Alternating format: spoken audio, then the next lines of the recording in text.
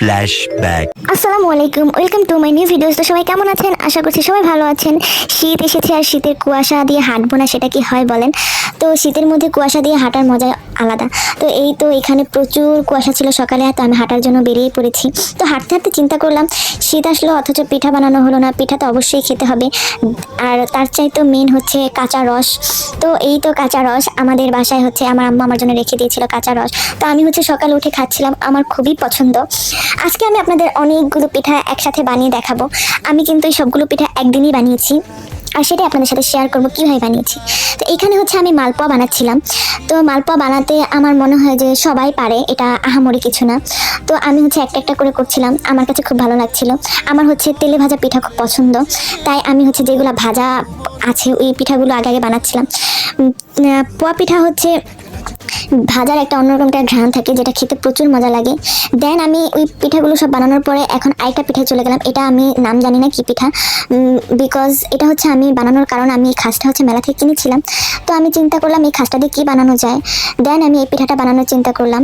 তো এই তো আমি দেখেন পিঠাগুলো দেওয়ার সাথে সাথে কীভাবে ফুল উঠছিল। আমি আসলে যেরকম চিন্তা করেছি তার চাইতে অনেক বেশি সুন্দর হয়েছে, আর অনেক মজা হয়েছে পিঠাগুলো খেতে। একদম বিস্কিট খাওয়ার যেই মজাটা ওরকম হচ্ছে এই পিঠার মধ্যে স্বাদটা পাওয়া যায়। দেন আমি চলে গেছি কুলি পিঠা। কুলি পিঠাও সবাই বানাতে পারে, নারকেলের পুর লাগে, নারকেল দিয়ে রুটি বানিয়ে তারপর হচ্ছে মুড়িয়ে চারদিক দিয়ে কেটে নিলেই হয়। আমার মতো যারা চারদিক দিয়ে বর্ডার কি বলে নকশা করতে পারেন না, তারা হচ্ছে এইভাবে মেলা থেকে একটা যন্ত্র কিনে নিয়ে এসে ওটা বানিয়ে ওটা দিয়ে কেটে নেবেন। দেখেন কত সুন্দর হয়েছে। এত সুন্দর যন্ত্র থাকতে কে আবার শিখতে যায় এত কিছু। তো এই তো আমি এটা দিয়ে কেটে নিলাম, কত সুন্দর হয়েছে দেখেন, লম্বা লম্বা। তো এই তো আমার অনেকগুলো পিঠা বানানো হয়ে গেছে। আমি হচ্ছে এখানে দুই রকমের কুলি পিঠা তৈরি করবো, একটা হচ্ছে তেলে বানাবো, একটা হচ্ছে তেলে ভেজে বানাবো। তো প্রথমে আমি টালছে এলাম, আমার মা তেলে দিচ্ছিল, বিকজ এগুলো হচ্ছে আমার আব্বু বেশি পছন্দ করে, তাই এখানে হচ্ছে বেশিরভাগ তেলে বানানো হয়েছে। আর একটা হচ্ছে ভেজে নিচ্ছিলাম, এই ভাজাটা আমি অনেক বেশি পছন্দ করি, তাই হচ্ছে ভেজে নিচ্ছিলাম। ভেজে নেওয়ার বিষয়টা আহামরি কিছু না, লাল হয়ে গেলে নামিয়ে ফেলতে হবে। দেন হচ্ছে পাটিসাপটা পিঠার ভিডিওটা আমি আগেই দিয়েছিলাম। খুব সিম্পল ওয়েতে আটা, চালের গুঁড়া আটা মিক্স করে বানিয়ে তারপর